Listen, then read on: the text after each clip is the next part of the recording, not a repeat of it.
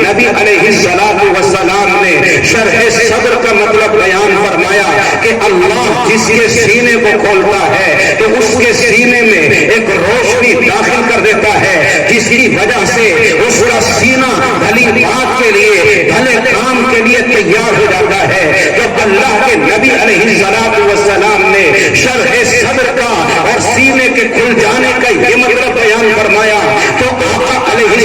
السلام کے دیوانوں نے، آپ کے مستانوں نے، آپ کے صحابہ نے، آپ کے ساتھیوں نے اللہ کے نبی سے سوال کیا کہ یا رسول اللہ، کیا اس بات کی کوئی پہچان ہے، اس بات کی کوئی علامت ہے، اس بات کی کوئی نشانی ہے جس کو دیکھ کر ہم یہ جان لیں کہ اللہ نے اس کے سینے میں نور ڈال دیا ہے، اللہ نے اس کے سینے میں روشنی داخل کر کے اس کے سینے کو کھول دیا ہے، کیا اس کی کوئی پہچان، کیا اس کی کوئی علامت ہے؟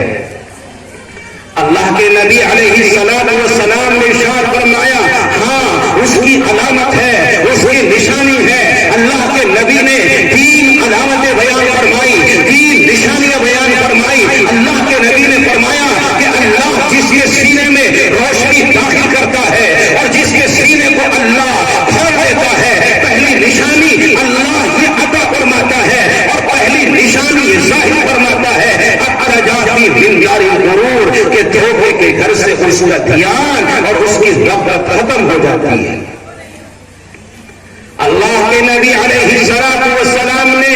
پہلی نشانی کے اندر دھوکے کے گھر سے بے رغبتی کو بیان فرمایا۔ اب سمجھنا یہ ہے کہ ہم سب کے آقا و مولا جناب محمد رسول اللہ صلی اللہ علیہ وسلم دھوکے کا گھر کسے کہہ رہے ہیں؟ جب اس تعلق سے ہم قرآن کو پڑھتے ہیں، قرآن کو دیکھتے ہیں تو قرآن میں اللہ پاک اس دنیا کی زندگی کو دھوکے کا سامان کہتا نظر آتا ہے۔ جب ہم قرآن کو کھول کر کے دیکھتے ہیں تو قرآن بتاتا ہے کہ یہ دنیا کی زندگی ایک کھیل تماشے کے علاوہ کچھ اور نہیں ہے۔ قرآن میں اللہ پاک نے فرمایا وَمَا الْحَيَاةُ الدُّنْيَا إِلَّا مَتَاعُ الْغُرُورِ، یہ دنیا کی زندگی دھوکے کے سامان کے علاوہ کچھ نہیں ہے۔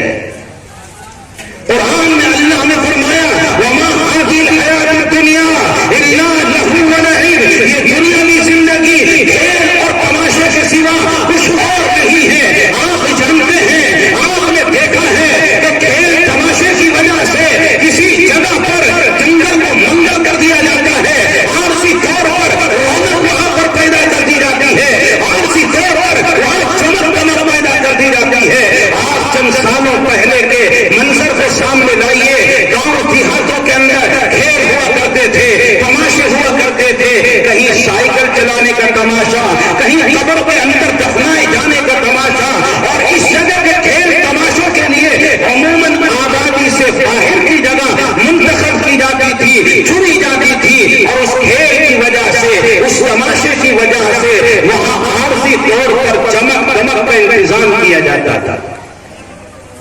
عارضی طور پر لائٹوں کا انتظام ہوتا،